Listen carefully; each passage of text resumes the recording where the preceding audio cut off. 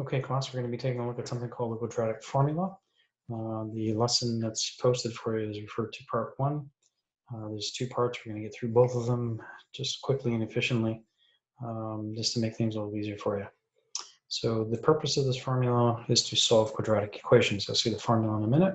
Quadratic equations look like this one down below. You've already solved these type when you're trying to find zeros using factored form. So it is something that should be familiar to you. But the lesson notes that are posted for you go through an extensive explanation as to where the formula comes from. Here's the quadratic formula right there. So there's a little song that you can listen to just briefly so you can catch the sound aspect in terms of how you can remember this anyways. X equals negative b plus or minus radical b squared minus 4ac all over 2a. X equals negative b plus or minus radical b squared minus 4ac all over 2a.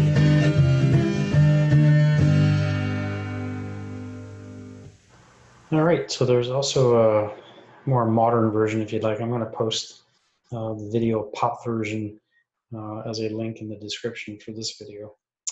Anyway, so this formula is simply used to find your x-intercepts, your roots, your zeros. They all mean the same thing. It's very straightforward. The key thing is your equation must absolutely look like this. Okay, no choice.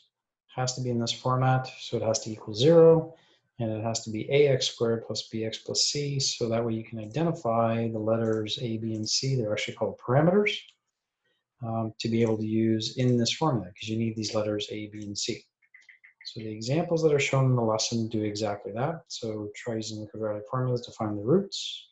So this one is already set up perfectly. So there's your A, your B, and your C values. As long as you put the numbers in the right spot, I highly suggest you use the brackets like I'm using here. So you're going to replace each one of these letters with a set of brackets. Keep everything else exactly the same. The minus sign, the plus or minus, that square root symbol, everything stays exactly the same. If you try shortcutting, that's when you might wind up getting some mistakes. Once that step is taken place, then it's bedness. Now what happens in here is the square root part in here, treat that like bedness. So you do all of this under the square root first. So that would be like a bracket. Okay, so that's what's being demonstrated here.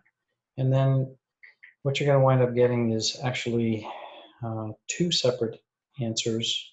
And we'll see a little bit more of that as we move through some of these examples. Okay, so there's actually 2 different x-intercepts just written in a very interesting format. This format will be used more in the grade 11 program, but just to take a look at a couple of other things. So just to take a look at other examples. So again, this one here, you'll notice it does have an A value, but there is no B value. There's no X term in the middle. Doesn't mean you can't use it. B value will be a 0, so using quadratic formula. So you put the values where they belong, including the 0 where it belongs. And then you simplify, and you're going to wind up with a plus or minus. That stays there, square root of 0 plus 684, and the whole thing is all over 18 in this case.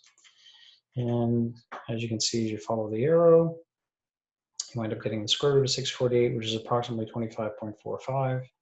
Now, if you're wondering where these came from, this is simply treating 2 separate answers. So you have plus 25.45 divided by 18 to give you the positive answer. And then negative 25.45 divided by positive 18 gives you the negative answer. Okay, so you can just work that out separately using your calculators.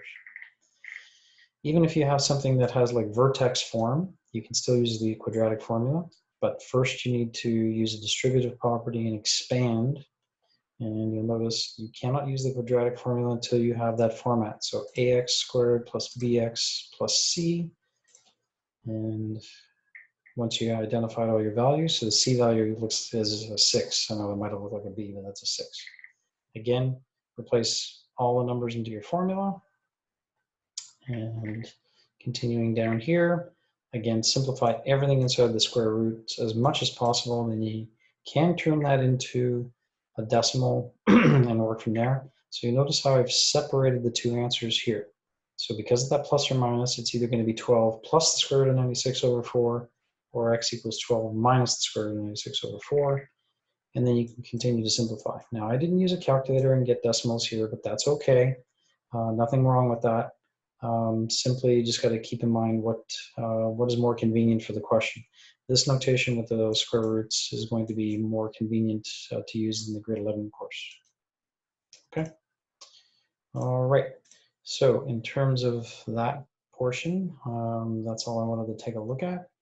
So now to take a look at 6.5, stays with the quadratic formula, but there's just how you can use this to determine how many roots, zeros, x-intercepts you might have. Now that might come in handy for different situations. We'll take a look at that and we'll see that in some of the questions here.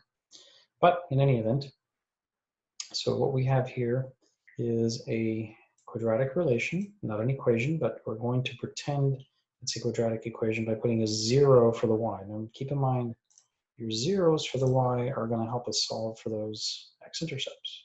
Okay. So we're going to have an a value. Now it looks like it's missing, but it's actually a 1. And a b value of 2 and a c value of -9. Put that into your quadratic formula. And then simplify. You wind up getting two different x-intercepts. Okay, there's a graphical solution. So as the graph of this quadratic relation produces your parabola, and it crosses the x-axis twice, which means you have two roots or two zeros. Okay. Alternately, you have another example here that different quadratic relation. You can see the graph touches the x-axis only at one spot. So let's take a look at the uniqueness of what happens with the quadratic formula. So in the quadratic formula, when you work out using the a, b, and c values, the part that's under the square root becomes 0.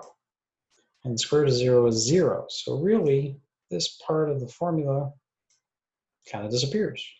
So your final result for your x-intercepts are 12 divided by 4, only one answer. So x equals 3. That's the only location you're going to have for an x-intercept.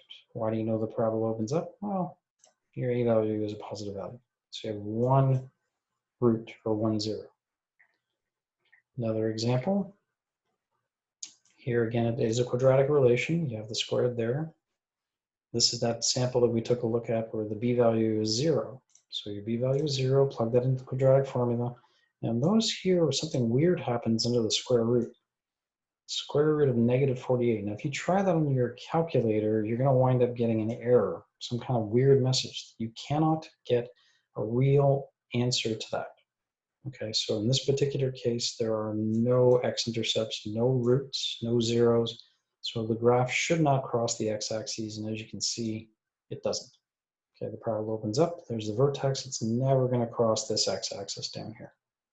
Okay, so the key part in distinguishing between the none, 1, and 2 is what I've got highlighted. That part that is under the square root. Okay, that value there. So you notice if you can't get an answer for the number of zeros, or you don't have any zeros, the number under the square root is negative. If you only get one root, the number under the square root is a 0. And if it's not 0 and if it's not negative, it's got to be a positive number. It's the only thing left. Okay, so you're going to wind up with 2 roots. So that special part of the formula has a name. Just to quickly review. So again, this would be considered one root. Move the graph up. No roots. 2 roots. So again, the 2 roots here and here.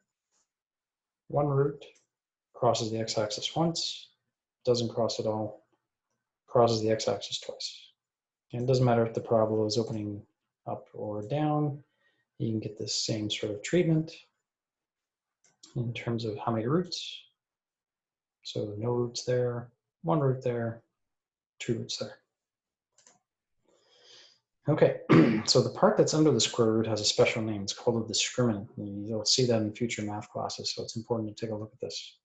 So if that part under the square root is greater than 0, you're going to have 2 real roots. If the part under the square root is 0, then you're going to have 1 real root. And if that part is less than 0, then you'll have no roots or no zeros. Okay, so again, the name of that is called the discriminant.